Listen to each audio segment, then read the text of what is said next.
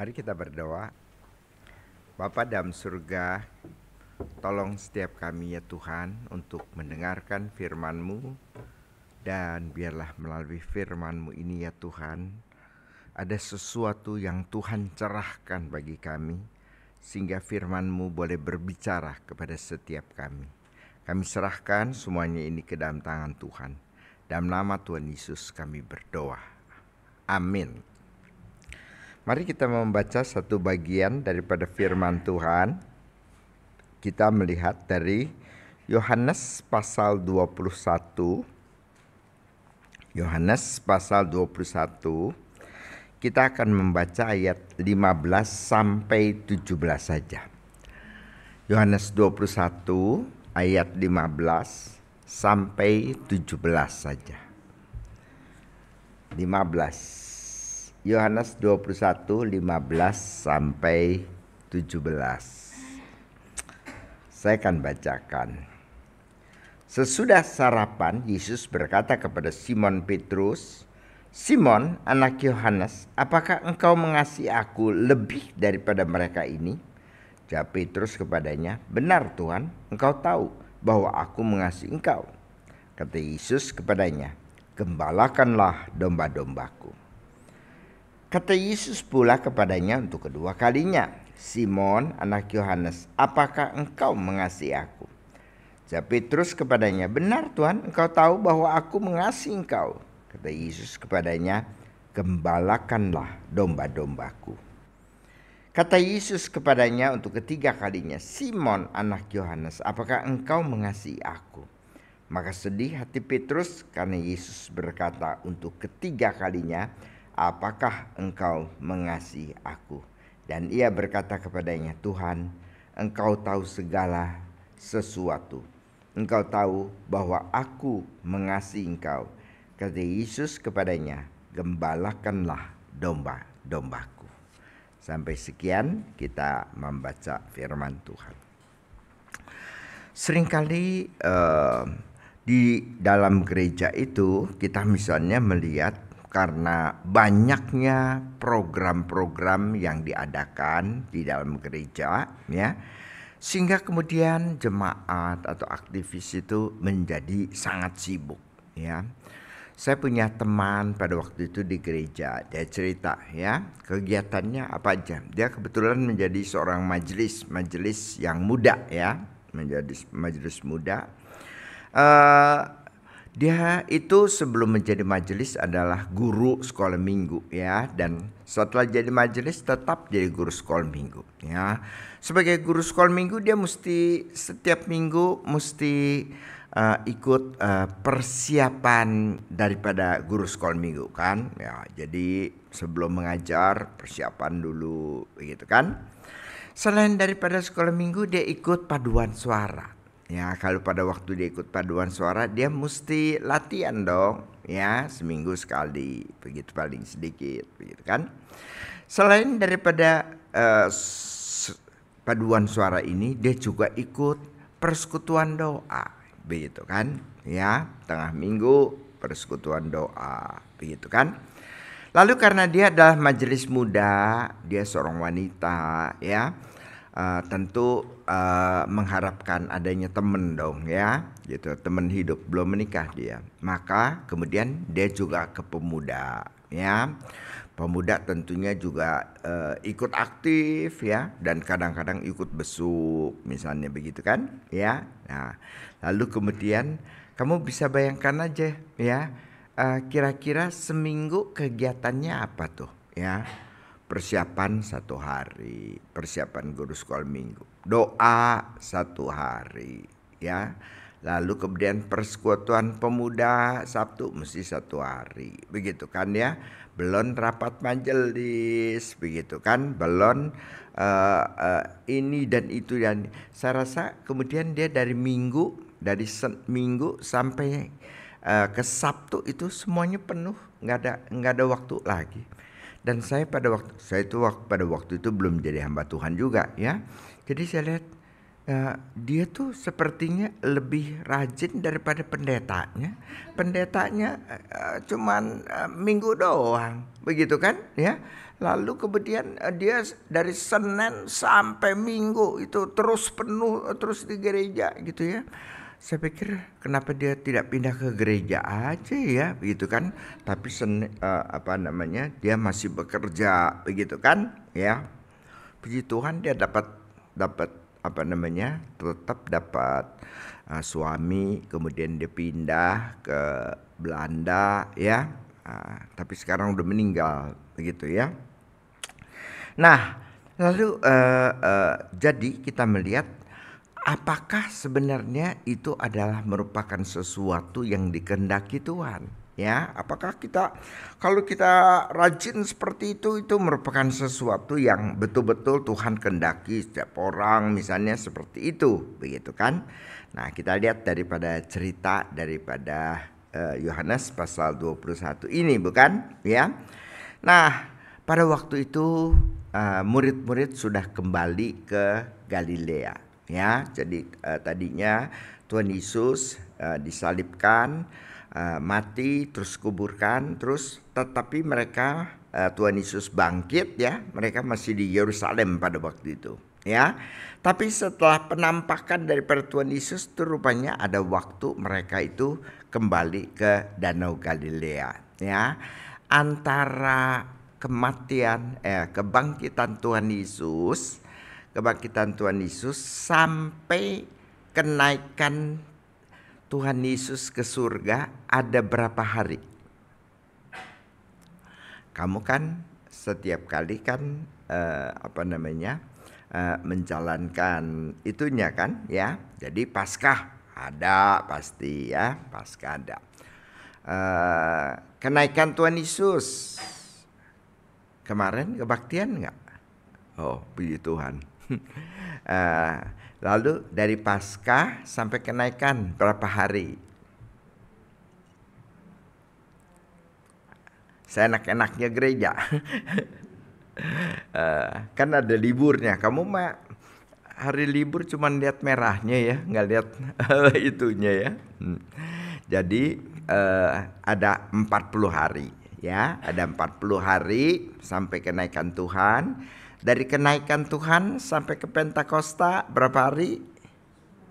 Betul, 10 hari ya. Nah, jadi dari kenaikan Tuhan Yesus waktu hari Kamis kemarin, nah lalu sampai kemudian nanti hari Minggu adalah Minggu Pentakosta. Selalu begitu ya, Kamis dan Sabtu ya, Minggu begitu kan. Nah, jadi pada waktu ada waktu 40 hari itu mereka itu murid-murid pulang ke Galilea. Mereka kan asal dari sana kan ya. Lalu kemudian kembali kepada pekerjaan yang lama ya. Jadi Tuhan Yesus sudah mati, waduh bagaimana nih ya. Ya sudah kita tangkap ikan begitu kan. Nah, jadi mereka kembali kepada profesi lama, yaitu mereka kerja sebagai nelayan, mereka menangkap ikan ya. Nah, pada waktu hari itu kemudian kita melihat bahwa mereka menangkap ikan tapi tidak dapat apa-apa ya. Siapa di sini pernah mancing? Enggak ya. Kalau mancing itu sebenarnya gini, saya pernah ikut mancing seumur hidup cuma 1 kali ya, bukan nelayan. Lalu kemudian kita naik kapal ya.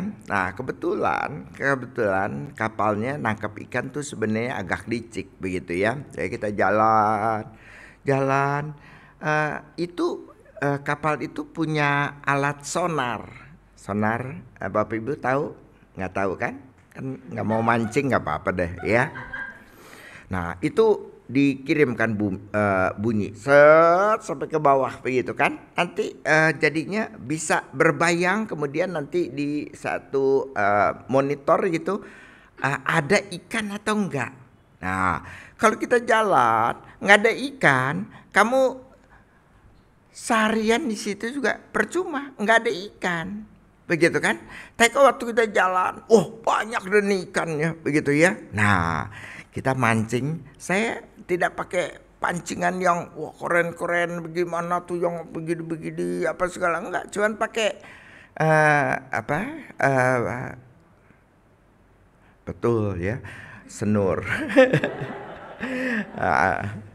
Habis takut kamu nggak tahu pakai benang apa sih ya. Nah, cuman begini ya pegangin ya, nggak ada gagang ya, nggak ada apa. Cuma pada waktu itu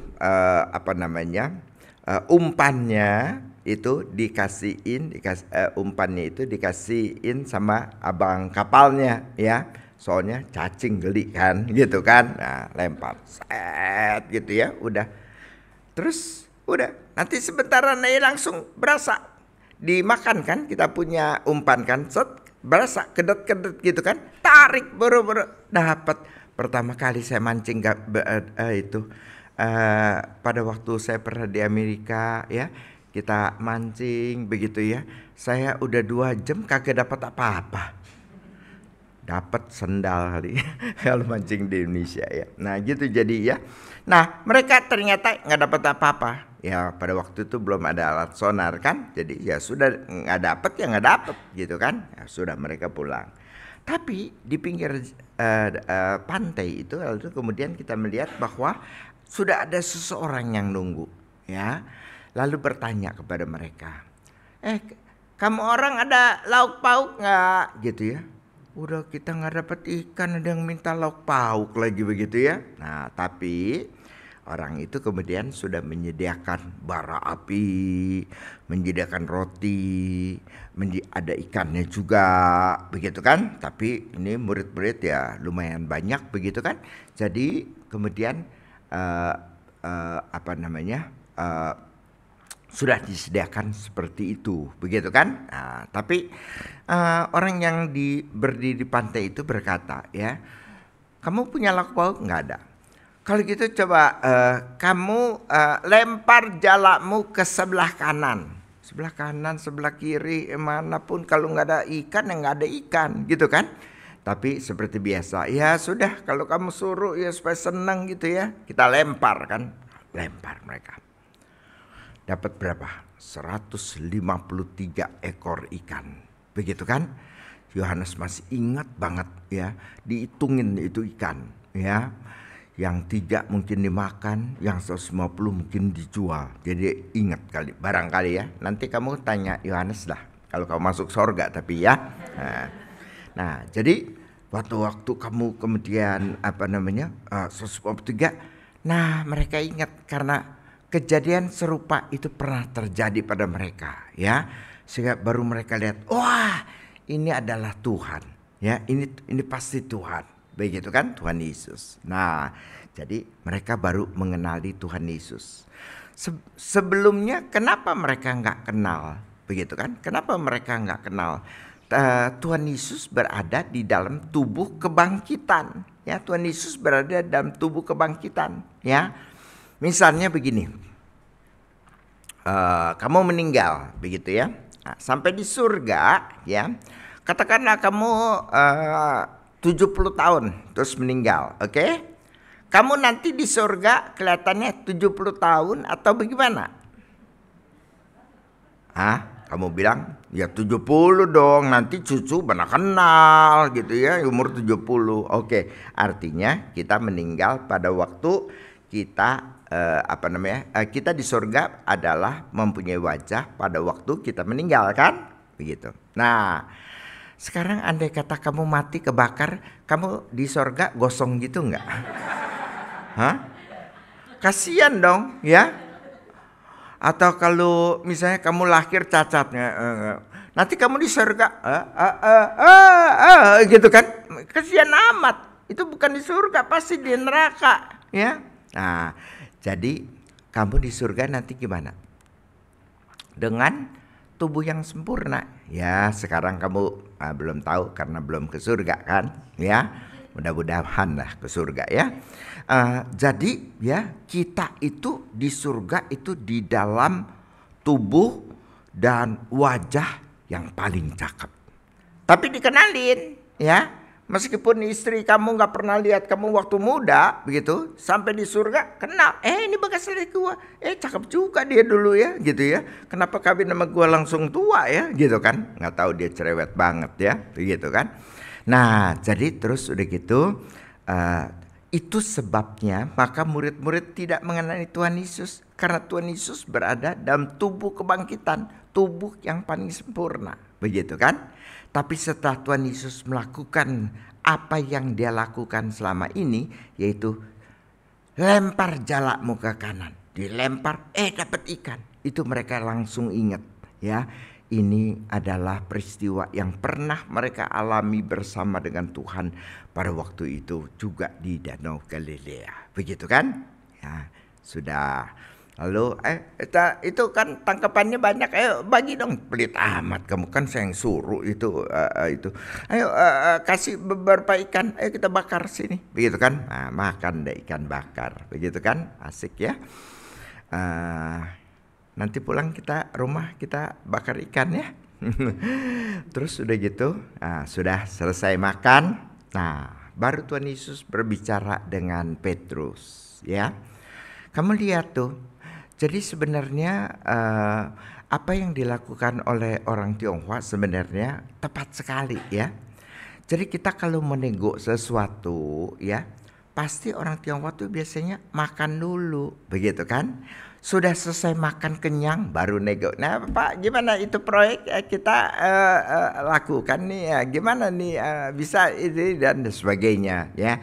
Jadi kita mesti makan kenyang dulu baru negosiasi berjalan ya. Nah Tuhan Yesus pun begitu ya. Makan dulu ya, sudah senang-senang, udah kenyang, baru sekarang dia ngomong sama Petrus ya. Kamu ikutin Tuhan Yesus jadi ya. Nah, terus udah gitu dia bertanya, Simon anak Yohanes ya, Simon Barjona, begitu kan? Simon anak Yohanes. Biasanya tapi Tuhan panggil Petrus, panggil Petrus itu tidak Simon kan? Dia panggilnya Petrus kan? Tapi di sini dia sekarang panggilnya Simon ya. Berlainan dengan kebiasaan dia. Petrus ini begini, kamu memikirkan apa yang dipikirkan manusia dan sebagainya. Selalu bilangnya Petrus bukan? Tapi di sini Simon anak Yohanes. Begitu kan? Apakah engkau mengasihi aku? Begitu. Nah, maksudnya apa? Tuhan Yesus mengatakan Simon dengan nama aslinya. Dia ingat, Tuhan berikan peringatan kepada Simon Petrus, bukan? Kamu sebelum dipanggil, sebelum kamu jadi Petrus, kamu adalah Simon. Kamu adalah orang biasa. Ya, setelah kamu ikut aku, kamu baru jadi Petrus. Begitu kan? Nah, sekarang saya panggil kembali supaya kamu ingat bahwa sebelum kamu menjadi Petrus, kamu adalah Simon. Begitu kan? Nah, Simon anak Yohanes. Apakah engkau mengasihi aku? Banyak pengkhotbah pada waktu itu membedakan kata-kata ya, karena dia pintar bahasa Yunani sih ya. Jadi pengkhotbah akan mengatakan Tuhan itu bertanya kepada Petrus ya, Tuhan Petrus, apakah engkau agapao aku? Agapao dari agape ya. Agape itu artinya mengasihi Tuhan, tapi dengan apa ya? Tanpa syarat ya. Pokoknya saya mengasihi, itu kasih agape. Begitu kan? Ya, agape. Maka lalu kemudian mereka menjelaskan dengan pengetahuan bahasa Yunani-nya itu ya. Simon anak Yohanes, apakah engkau agapao aku? Ya, mengasihi aku. Agapa, pakai kata agape. Tuhan mengasihi Simon dengan kata agape. Ya, tapi Petrus kemudian jawabnya gimana? Benar Tuhan, aku filia engkau. Filio engkau. Jadi Petrus menjawab bukan dengan kata yang sama, tetapi dengan kata yang berbeda.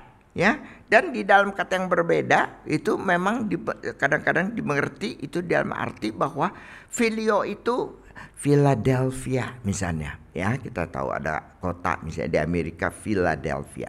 Dari Villa sama Adelphos, ya, artinya cinta saudara, ya, love brother, begitu kan? Jadi Philadelphia. Jadi cinta kepada saudara, kepada teman, kepada apa. Biasanya orang Yunani memakai kata philia, ya. Lalu mereka mengatakan deh, ini mereka itu Petrus itu memakai kata philia itu melukiskan kualitas cinta daripada Petrus itu seperti itu, gitu, philia, begitu kan?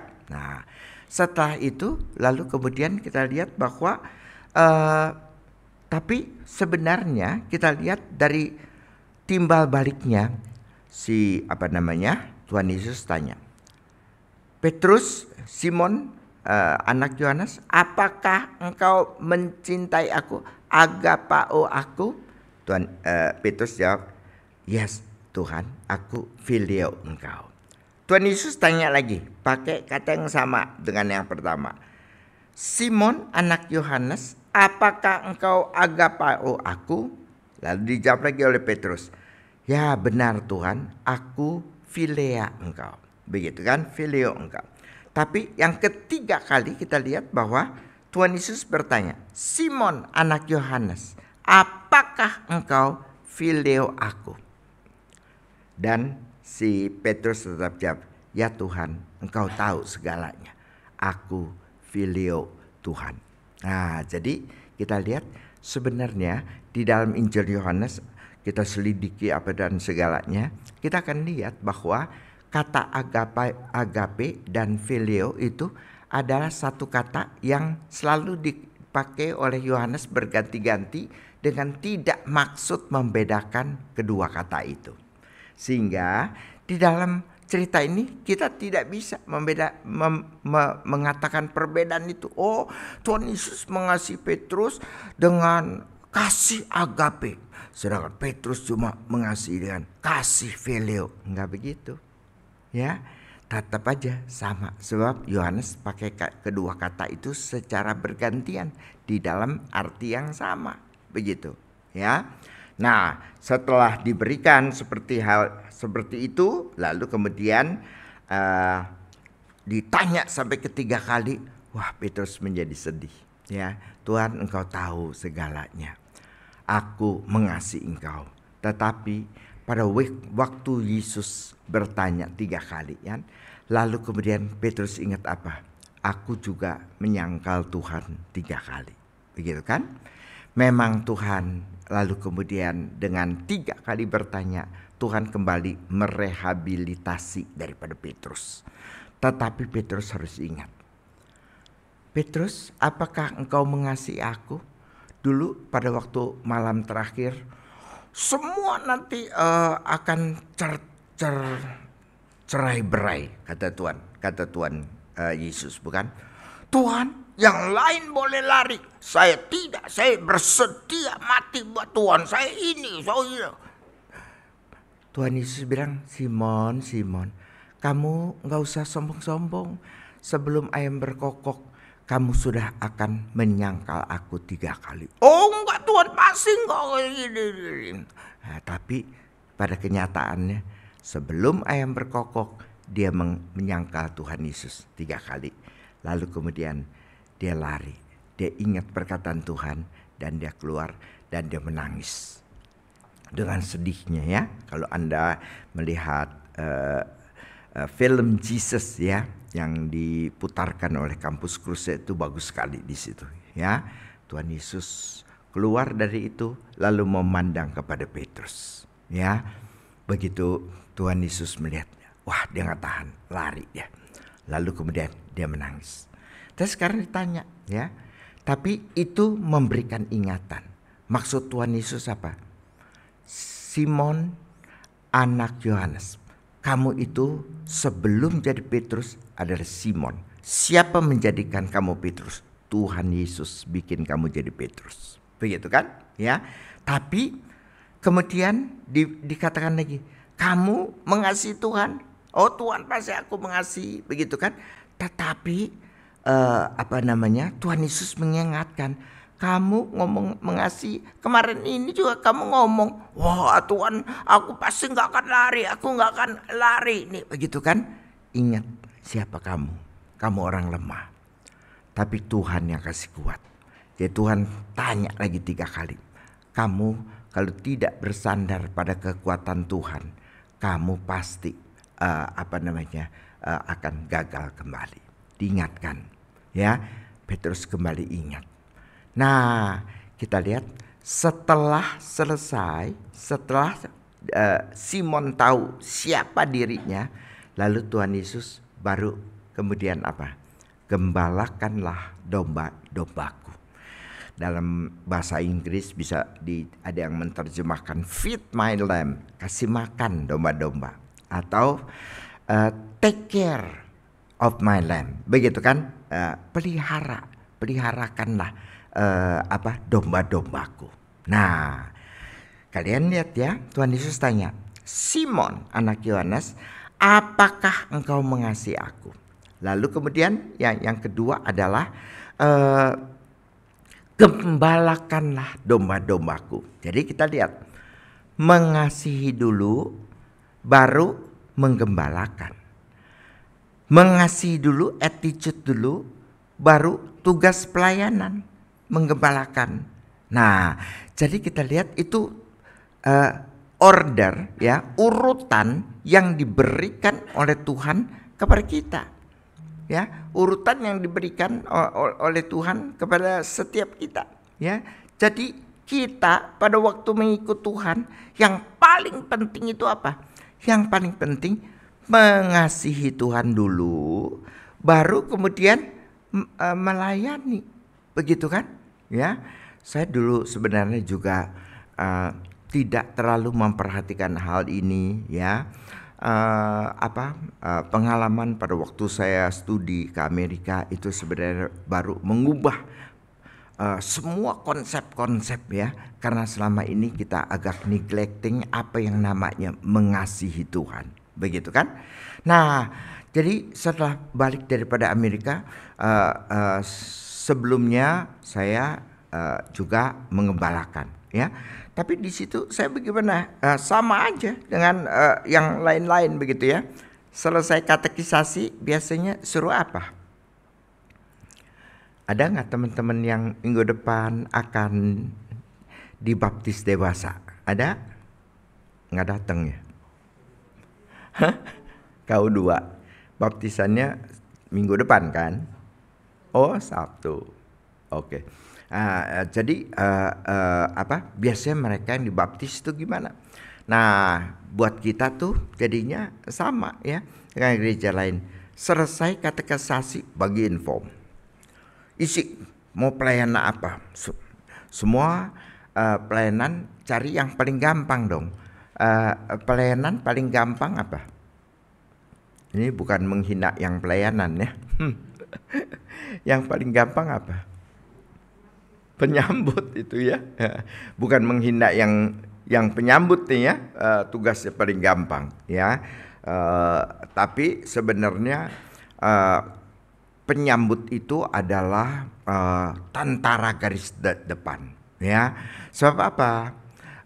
Kita sekarang udah nggak punya warta gereja, ya. Warta langsung sini. Dulu kan berdiri di depan bagi warta gereja. Kalau penyambutnya, ya, di gereja, bayangin, yang judes, yang gak pernah mesem, yang itu. Kita pulang lagi loh mungkin, ya. Ya, gila nih penyambut nih, pengen gaplok gua, sayang di gereja, gitu kan. Nah, kita kan seneng dong. Bapak, Ibu, selamat datang sama hari Minggu, ya. Ya, ini ada warta gereja. Jangan lupa ini amplop isi, ya, jangan balikin kosong, ya. Gitu kan. Tapi seneng kan kita kan, seneng kan kalau kita Bapak Ibu bandingkan begini aja. Kamu ke BCA atau ke Bank Mandiri, begitu ya. Pernah rasain nggak? Kamu ke BCA, satpam aja. Selamat siang Pak, ada yang bisa saya tolong? Enggak, kamu nggak tolong-tolong. Emang lu mau pegangin duit gue? Gitu gitu kan. Maunya ke teller apa ke CS, customer service gitu ya. Nah, saya perlu ke teller, saya mau store duit gitu kan. Oh ya, silahkan Pak, ini formulirnya ini gitu ya. Dia tunggu dulu sebentar, ada giliran begitu kan. Nah, kalau kamu kok bisa begitu. Saya ke Bank Mandiri, cuma mau buka ini nih, mau kasih duit nih, kurang ajar nggak tuh? Mau kasih duit gitu ya, dia bilangnya, Bapak mau apa? Gila, gue kayak mau ngerampok aja, begitu kan? Ya, Bapak mau apa? Saya mau buka ini rekening. Tuh, isi, terus ini tatakannya, terus duduk sana. Kenapa nggak bawa bolpen sendiri? Bawa bolpen sendiri. Masa saya mesti turun ke Gramedia gitu kan? Beli itu nggak ada. Ya, ini udah pinjemin, bayar, goceng, begitu kan? Ya enggak sih, gocengnya sih nggak ada. Itu karangan saya sih ya. Nah, terus udah gitu, tuh duduk sana, gitu ya, duduk. Nih Pak, udah, tunggu, customer service-nya lagi makan. Berapa lama Pak? Nggak tahu dia makan berapa lama. Tanya dia sono gitu kan. Makannya di mana? Saya tanya nanti dia makan berapa lama. Mana tahu. Bapak tunggu dia sampai datang. Kalau dia datang jam 2, saya tunggu sampai jam 2. Iya jelas gitu kan. Pengen gaplok nggak tuh? Ya kalau kita beda ini gitu. Nah jadi tidak bilang asyir itu sebenarnya pelayanan paling gampang ya. Tapi itu yang katekisasi, kalau disodorin formulir, semua pilihnya apa? Asyir. Paling gampang kan, Pan? Pulang-pulang kram. Terus segini ya, senyum, kan pura-pura senyum. Begitu kan? Habis senyum basa-basi kan? Begitu. Nah, tapi kita lihat ya, kita terbiasa loh.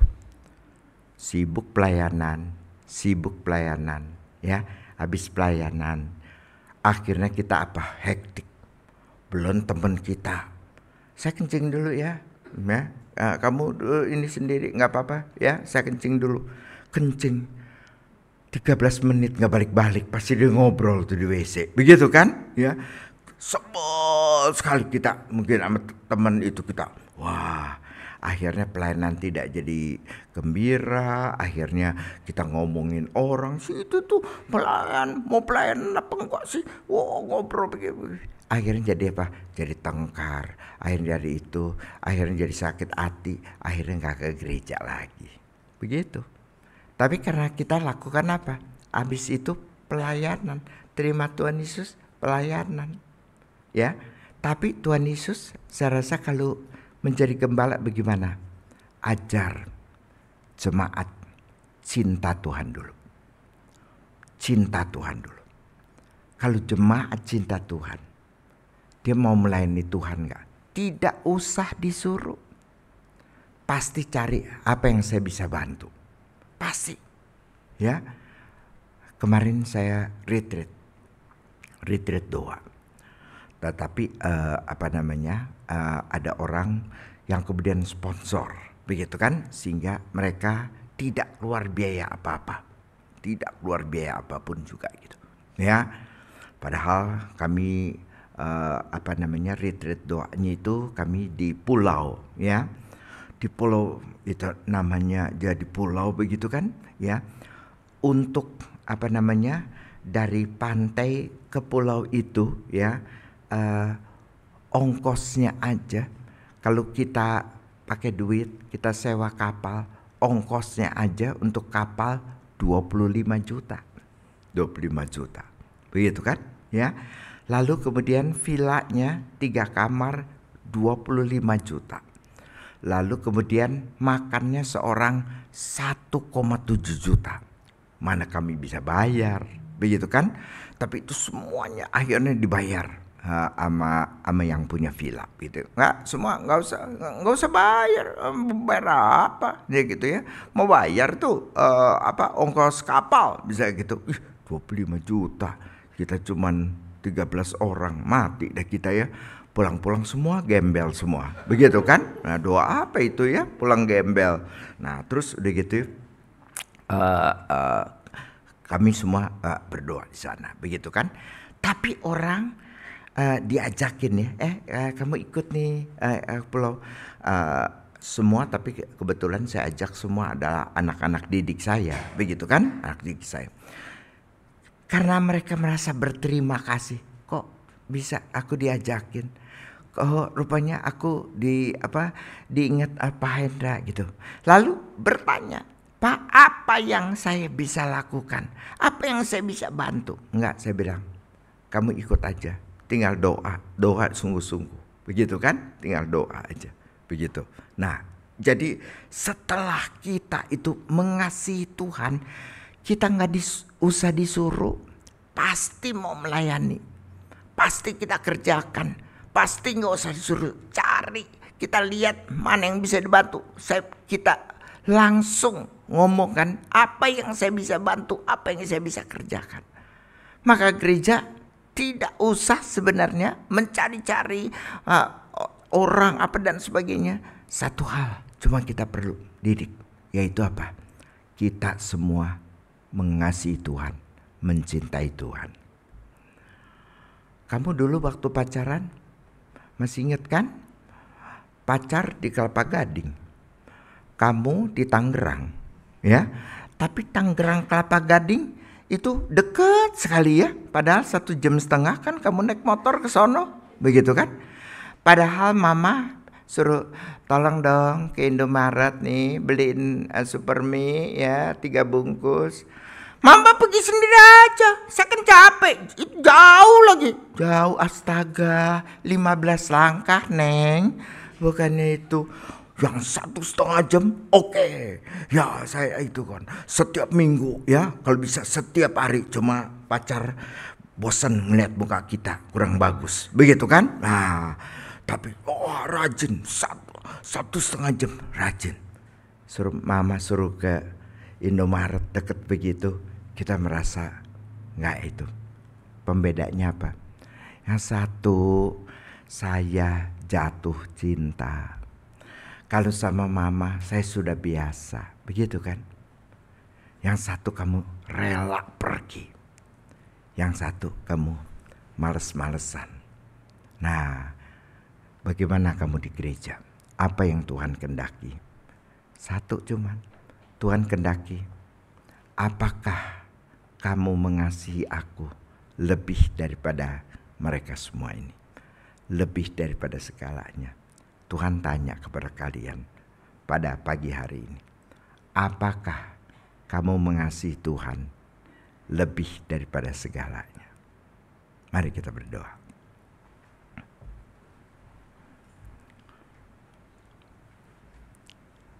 Seperti Tuhan bertanya pada Petrus. Petrus, Simon anak Yohanes, apakah engkau mengasihi aku lebih dari segalanya? Apakah jawab Anda bila Tuhan Yesus bertanya kepada kalian semua? Apakah kamu mengasihi Tuhan dengan sebulat-bulat hatimu, dengan segenap jiwamu, dengan segenap akal budimu, dengan segenap kekuatanmu? Apakah engkau mengasihi Tuhan?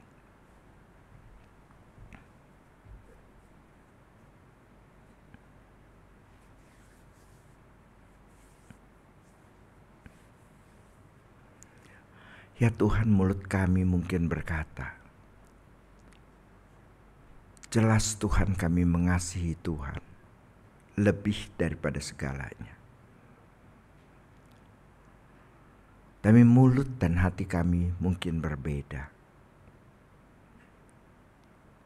Ya Tuhan, ajar setiap kami bagaimana kami bisa mengasihi Tuhan segenap hati kami dengan sungguh-sungguh.